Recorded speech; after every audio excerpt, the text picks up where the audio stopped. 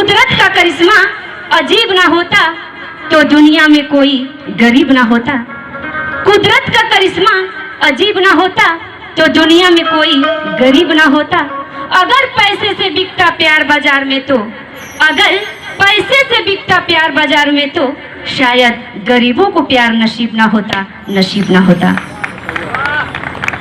लेकिन ये आप लोगों का प्यार है जो हम वहां से चलकर इस पावन धरती पे आ गए हैं और आप लोग को कुछ सुना के ही जाएंगे।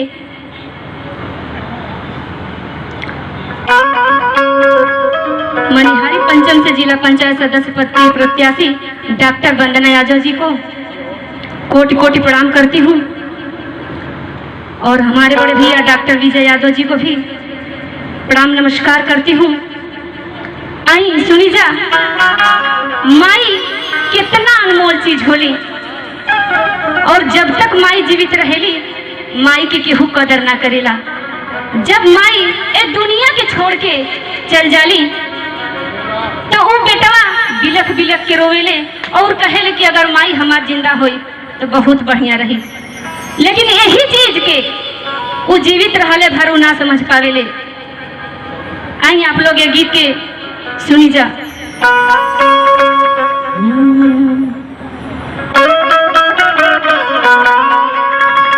हेलो, सड़क पे एक गाड़ी लगी हुई है यूपी 70 AD 1656 के ड्राइवर, गाड़ी हटा दीजिए भैया, जाम लग रहा है रोड पे। यूपी 70 AD 1656 के ड्राइवर, गाड़ी प्लीज हटाइए वहां से, बहुत ज्यादा जाम लग रहा है।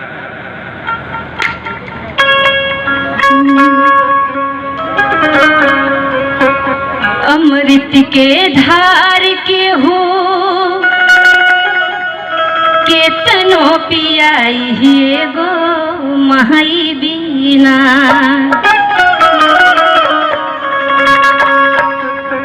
देखी माई बिना ये पूरा दुनिया हर बटे। अमृत के धार के हो केतनो पियाई गो माई बिना।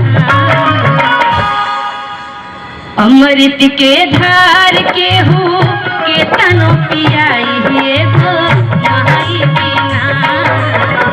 कैसे करे जहवा जुड़ाई भाई गो माई बिना।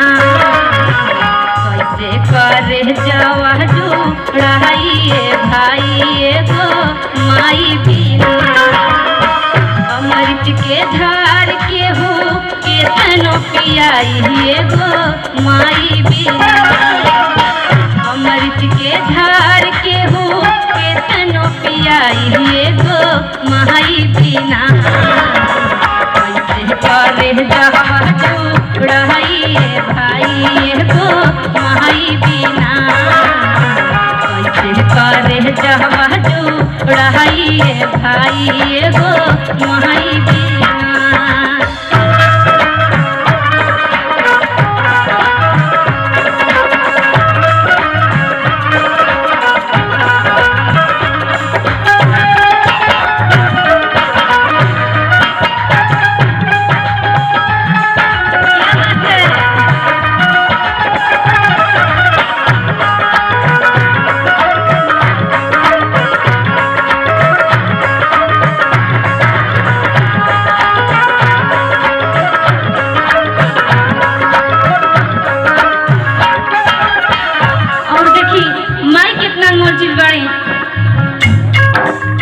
मिल जाई सोना चांदी मिली सुख पूरा।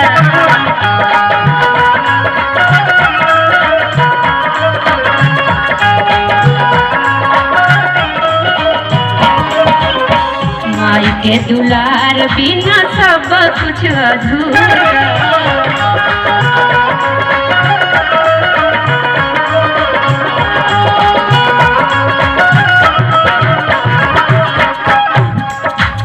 मिल जाई सोना चांदी मिली सुख पूरा। माई के दुलार बिना सब कुछ अधूरा। अचरा ओढ़ा के हो दूधवा पियाई गो माई बिना। अचरा ओढ़ा के हो दूधवा पियाई गो माई बिना कैसे करे जवा तो रहिए भाई को माई बिना कैसे करे जवा तो रहिए भाई को माई बिना।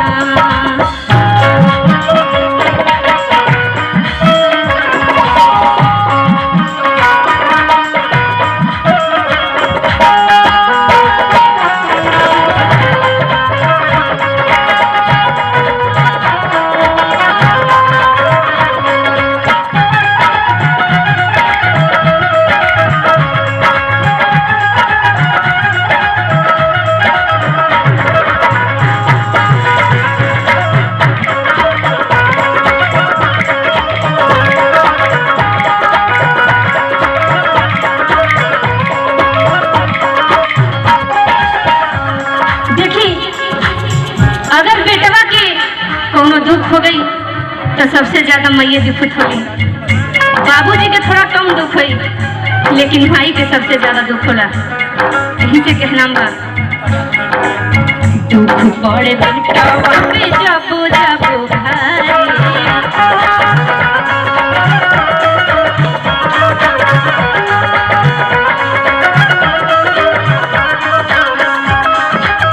बेटवा से ज्यादा दुखी होली महतारी।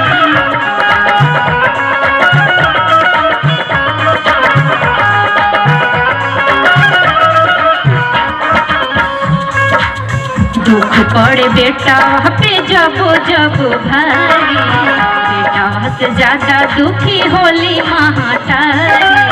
जहिया सुहरावत के हो कोरा में उठाइए गो माई बिना जहिया सुहरावत के हो कोरा में उठाइए गो माई बिना कैसे करे जवा तो रहिए भाई को माई बिना कैसे करे जवा जो रहिए भाई को माई बिना।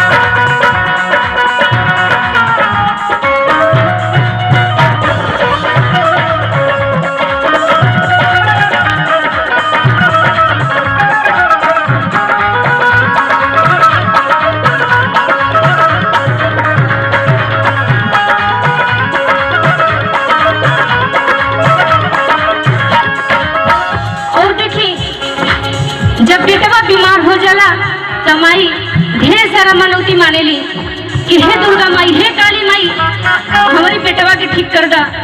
तो के हाई चढ़ाई तो के हाउ चढ़ाई बहुत सारा मनौती करेली और कहेली कैसे बेटवा पर दुख पड़े जब जब भारी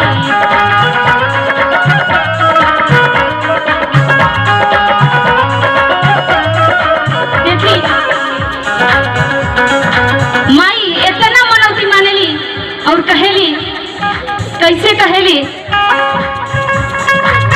दुखी बेटा खातिर माई मानेली मनौती।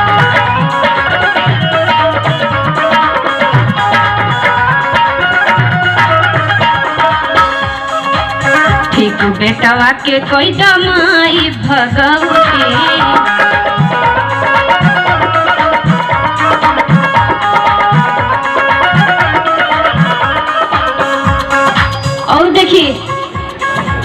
सही सही ठोकर के हो तो के जगाइए गो माई बिना सही सही ठोकर के हो तो के जगाइए गो माई बिना।